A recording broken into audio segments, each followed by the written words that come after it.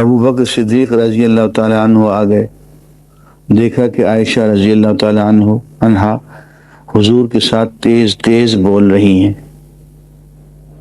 اونچی آواز میں بول رہی ہیں۔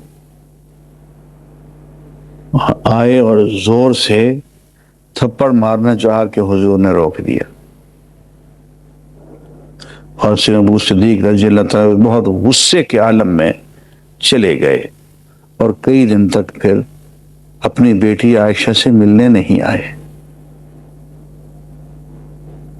جب ابو بکر صدیق چلے گئے تو حضور نے سید عائشہ سے کہا کہ اب بتاؤ، اب میں نہ بچاتا تمہیں اس آدمی سے، تمہاری دعا دھنائی ہو جاتی۔ اور حدیث میں ہے کہ ابو بکر صدیق رضی اللہ تعالیٰ نے پھر دیکھا کہ حضور اور سید عائشہ آپس میں بہت گھل مل کے پیار میں بیٹھے ہوئے ہیں، تو آگے فرماتے ہیں بھائی آپ نے ہمیں ناراضگی میں شریک کر لیا، پیار میں بھی شریک کر لو۔ تو یہ ایک گھرانہ ہے، ان سے ہمیں دین سیکھنا ہے۔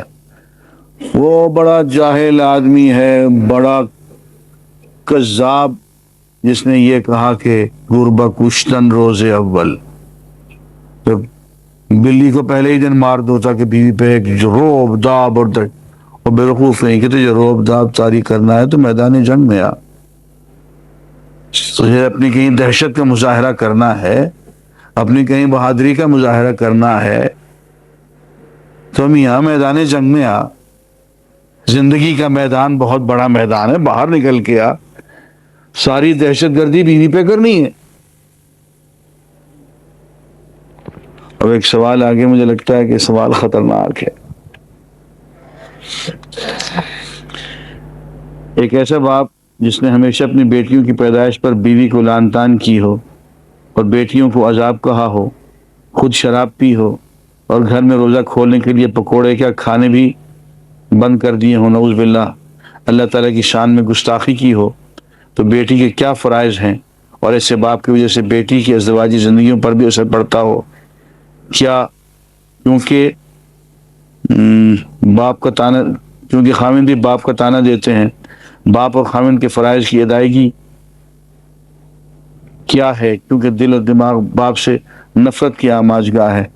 نہیں بہن، باپ سے نفرت تو نہ کریں، لیکن بہرحال یہ جو آپ نے نقشہ کھینچا ہے یہ کسی مسلمان باپ کا نہیں ہو سکتا۔ جو شخص بیٹیوں سے نفرت کرتا ہے اس کے دل میں اسلام کہاں ہوگا؟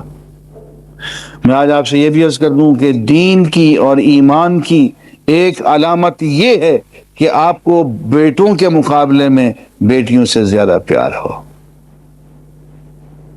دین کی اور ایمان کی علامت یہ ہے کہ بیٹی پیدا ہو تو آپ کے دل میں ایک اللہ کے شکر کی کیفیت پیدا ہو۔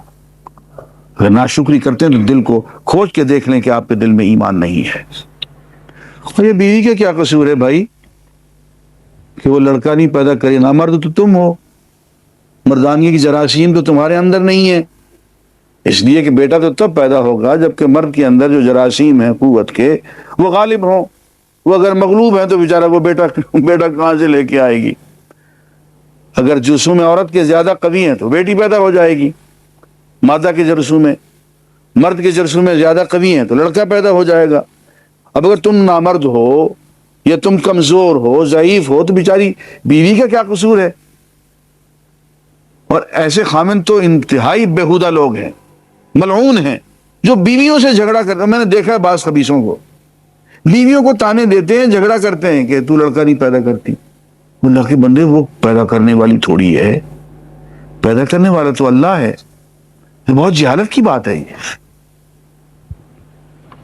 میرے خیال ہے باقی بات بعد میں۔